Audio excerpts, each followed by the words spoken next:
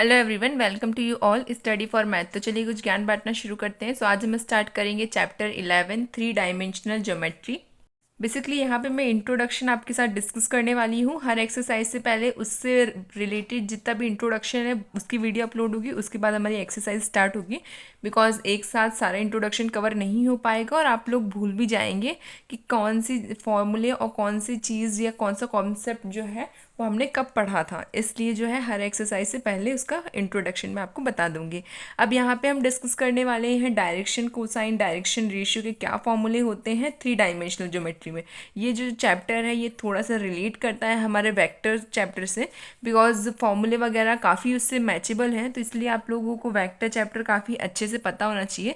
Generally vector chapter हमने अभी ही पढ़ा है, तो आई थिंक आप लोगों को उसके आइडिया वगैरह हैं कि हाँ उसमें कौन से फॉर्मूले यूज़ होते हैं और किस तरीके से हम एंगल्स डायरेक्शन रेशियोज फाइंड किया करते थे। सो फर्स्ट ऑफ ऑल हम यहाँ पे डिस्कस करेंगे डायरेक्शन कोसाइन। आप लोगों को इस तरीके से जो लाइनिंग है ये तो पता ही है, ये आपकी एक्स एक्सिस होती है, ये वाई, ये जेड, और ये आपका रिजल्टेंट होता है। ठीक है, और यहाँ पे हमारा अल्फा बीटा गामा एंगल बनता है। रिजल्टेंट क्या होता है? आपका ये जो डायरेक्शंस दोनों साइड के होते हैं उसका एडिशन ही आपका रिजल्टेंट होता है, राइट।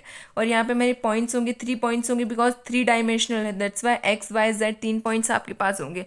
अगर आप लोग इसको एज अ कंसिडर्ड देखना चाहें, 3D है, 3D हम ड्रॉ तो नहीं कर सकते बट हम इमेज एक कंसिडर कर सकते हैं कि हाँ भाई किस तरीके से ये पॉइंट बनेगा। अगर आप लोग नॉर्मली देखना चाहें तो एक रूम को कंसिडर कीजिए, उसमें आप लोग इस लाइन को समझिए कि एक साइड आपकी एक्स एक्सिस है, एक साइड वाई एक्सिस है, एक साइड आपकी जेड एक्सिस है, और कहीं पे एक स्पेस पॉइंट है, वहाँ पे आप लोग कंसिडर कीजिए कि हाँ हमारे किस तरीके से लाइनिंग जो है वो उसको जॉइंट करेगी।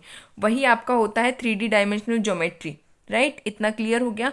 माना उतना डीप जाने की कोई ज़रूरत नहीं है, इतना आप जनरली आपको ये डायग्राम आता ही है वेक्टर चैप्टर के कारण से, बिकॉज हमने वहाँ पे अच्छे तरीके से पढ़ लिया है। इतना ही बहुत है। अब देखिए डायरेक्शन कोसाइन क्या है? हमारे एल एम एन होते हैं। एल क्या होता है आपका कॉस अल्फा, एम क्या होता है आपका कॉस बीटा, और एन क्या होता है आपका कॉस गामा। अब यहाँ पे सेकंड चीज़ क्या है? A B C are direction cosine. इसमें ए बी सी जो रहते हैं वो आपके डायरेक्शन कोसाइंस होते हैं। अगर मैं उसको रिलेट करके लिखना चाहूँ तो किस तरीके से लिख सकते हैं? L upon A which is equals to M upon B which is equals to N upon C. और ये जो है किसी भी कांस्टेंट के इक्वल हम कंसिडर करेंगे। लाइक आप कोई भी कांस्टेंट मान सकते हैं, एस टी के कुछ भी। जनरली हम के को हमेशा कांस्टेंट कंसिडर करते हैं, इसलिए मैंने यहाँ पे के लिखा है।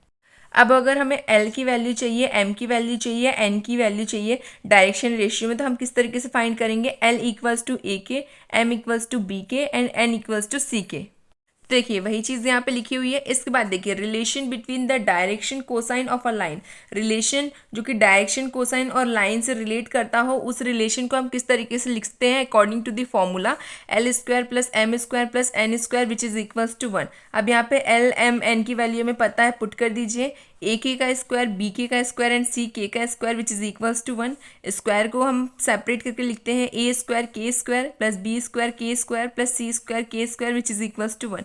यहाँ पे तीनों में एक के क्या कॉमन आ रहा है? के कॉमन आ रहा है, तो हम लोग के कॉमन लेंगे तो क्या बचेगा? K square A square plus B square plus C square which is equals to 1। अब यहाँ पे हमें के को फ्री करना है, तो हम ये ए बी सी तीनों को कहाँ भेज देंगे? Right hand side. अभी मल्टीप्लाई में है, राइट हैंड साइड जाएगा तो डिवाइड में चेंज हो जाएगा।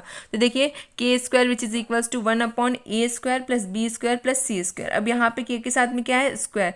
स्क्वायर राइट हैंड साइड जाएगा तो किसमें चेंज हो जाएगा? रूट में। तो देखिए k equals to plus minus 1 upon root a square plus B square plus C square. तो relation between the direction cosine of a line हमें फाइंड करना होगा, तो हम लोग हमेशा इस फॉर्मूले का यूज करेंगे। जनरली आप लोग को यहाँ पे फॉर्मूले ही समझने हैं। क्वेश्चंस हम जैसे ही सॉल्व करेंगे तो हमें समझ में आने लगेगा कि एग्जैक्ट हमें कौन सा फॉर्मूला किस टाइम पे यूज करना है।